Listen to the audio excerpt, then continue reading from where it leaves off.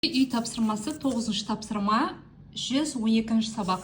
9-шы тапсырманы шығармас бұрын, үй тапсырмасы шығармас бұрын біз 5-ші тапсырманы орындайық. 5-ші тапсырмаға айтамын, 5-ші тапсырманы орындайық. Себебі 9-шы тапсырманы орындау үшін бізге міндетті түрде 5-ші тапсырма керек.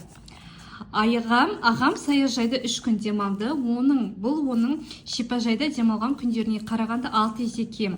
Ағам шипажайда неше күн демалды? Мінекей, саяжайда 3 күн, шипажайда белгісіз, бірақ саяжайда шипажайға қарағанда 6 есе кем дейді. Енді шипажайдағын табу керек.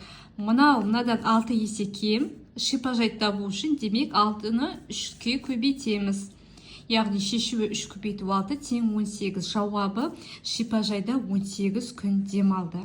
Мінекей 5-ші есепті осылай шығарамыз. Енді қарайық 9-шы үй тапсырмасы. Сызбаға сәйкес өрнек құр және оның тап.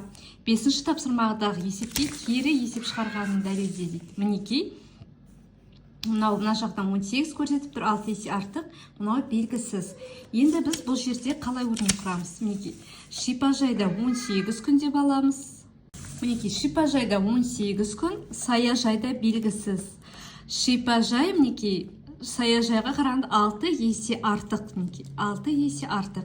Енді бұны шешуін табу үшін 6 есе артық десе, демек 18-ді 6-ға бөлеміз. Шешуі 18 бөлу 6 тең 3. Жауабы саяжайда 3 күн демалды. Мінекей, мынау 9-шы есеп, мынау 5-ші есеп. Енді кері есеп екен дәлелде дейді. Дәл 5-ші есепте, мысалы, керісінше саяжай берілгенде шипажай белгісіз. Ал мына 9-шы есепте шипажай берілген, саяжай белгісіз. Сол себепті оған кері есеп болып тұр.